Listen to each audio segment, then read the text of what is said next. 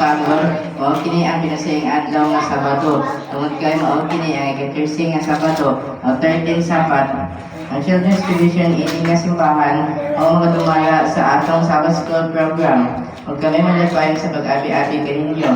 O good morning and happy 13th Sabbath everyone. Mga kaigsunan, atong pasalamatan ang Ginoo na siya ang kanunay ng looban kanato. Kaya tabi na kita o maayong alawas. Magkaroon na niya kita ni inyong simbahan ayon sa pagsimba ang bagay kaniya. Before tang padayon, mga kaigsunan, ako sa pagbasahon atong program karong puntagon. Silent prayer by all.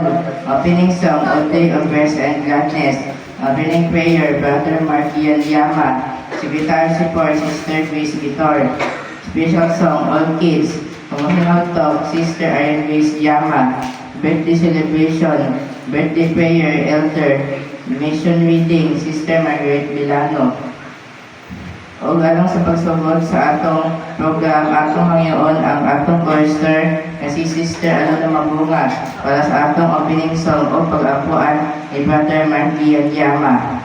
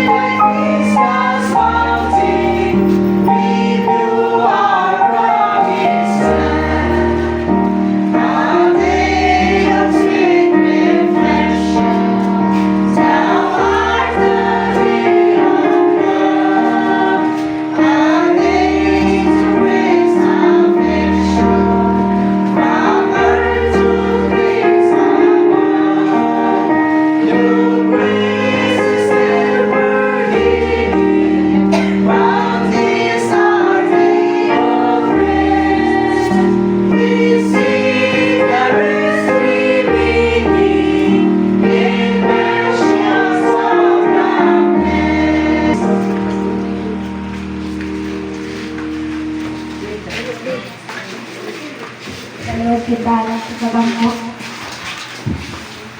Amahan na yung bakay sa adlaw. I-bless mo kami Ginoo, labi na sa mga ibang. Kasi luwa kami Ginoo sa mga nalang Ginoo sa luwas. Amen. Karon atong isunod ang Secretary Support ni Sister Grace Vitor. Ang buntag mga kaisuunan, ang iya ang Sabbath School Report sa atong sekretary ni Adtong ni Aging Sarado, September 20, 2025. Mapahirumon na nagsaka sa pulpeto ang mga participants sa atong Sabbath School. Ang tanan nidugo sa ilang mga ulo para sa silent prayer. O madasigon tayo ang atong superintendent na si Brother Michael Drama sa pagtindog araw sa pag-welcome sa natong tanan. Pinaagi sa paghatag o opening remark para sa atong opening song, atong bigata ang Day of Rest and Gladness o giangkuan kini ni Sister Norma Arroyo o madasigon man ang atong Sabbath School Secretary nga si Sister Tricia May Macaloa sa iyang report. Nalipayon man ang tanan samtang atong ginapamatian ang patahong na special song ni Sister Ayat Grace and Tricia May Macaloa para sa pagpalaignon o kadasig sa atong pag-alagad diha kang Presto. Atong gisunod ang promotional talk ni Brother Alejandro Tugasino para sa atong mahibalaan ang mga balita sa nagkalain-laing lugar sa tibuok kalibutan sa bahin sa atong patuo. Ang atong gisunod ang dasika nga gintumalahan ni Sister Aladne Faith Abali. Ang message sa study gintumalahan ni Brother Jared Mabunga o kini nakahatag og dugang nga kahibalo aron ato pa nga pagalion ang atong pagtuo diha kang Kristo.